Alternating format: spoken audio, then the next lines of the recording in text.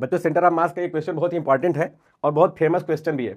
इस क्वेश्चन में क्या बोल रहा है, एक वेज के ऊपर एक m मास का ब्लॉक रखा हुआ है और जब ये ब्लॉक अगर इसको रिलीज किया जाए तो यहाँ से जब यहाँ आएगा तो क्वेश्चन ये है कि वेज कितना पीछे खिसक जाएगा, ये बताना है हम लोगों को।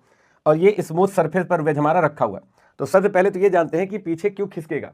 तो एक्चुअली इनके बीच में इंटरनल फोर्स लग रहा है और इंटरनल फोर्स जब लगता है तो सेंटर ऑफ मास मूव नहीं करता, तो अगर ये नीचे आएगा तो इसको इधर मूव करना पड़ेगा ताकि सेंटर ऑफ मास रेस्ट पे रहे।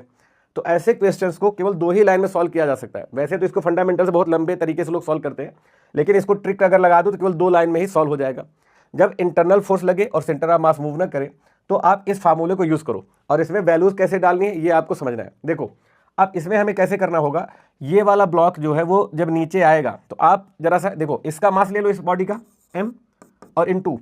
अब ये जब नीचे आएगा तो आपको बस ये सोचना है कि हॉरिजॉन्टल में कितना चला, तो यहाँ से जब यहाँ आएगा ना तो हॉरिजॉन्टल में तो वो इतना ही चलेगा ये वाला ब्लॉक, और ये डिस्टेंस 2.2 मीटर दिया हुआ है। तो हॉरिजॉन्टल में कितना डिस्टेंस किया कवर किया ये यहाँ पर आप ले लो, ठीक है, 2.2 इज इक्वल, तो ये किसका मास लिया हमने, इस वाली बॉडी का, ऊपर वाली बॉडी का।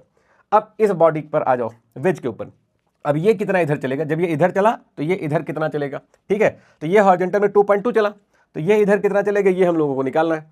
अब यहीं पर एक ट्रिक छिपी हुई है कि जब ये वाला मूव करेगा ना तो ये इसको भी लेके जाएगा, ठीक है, क्योंकि ये इसी के ऊपर रखा हुआ है।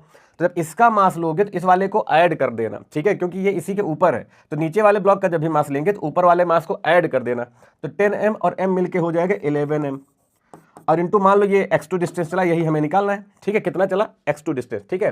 ये भी हॉरिजॉन्टल चल रहा है ना, तो ये हॉरिजॉन्टल में कितना चला था और ये हॉरिजॉन्टल में कितना चलेगा, तो x2 हमें फाइंड आउट करना है। अब आपका सॉल्व हो चुका है, क्वेश्चन का आंसर आ चुका है, समझ लो m से m कैंसिल हो गया, तो x2 इक्वल टू क्या आ जाएगा 2.2 डिवाइड बाई 11 यानी कि 0.2 मीटर।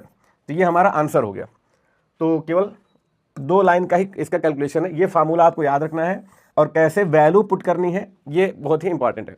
तो अगर वीडियो अच्छी लगी हो तो लाइक और सब्सक्राइब कर दो। Thank you.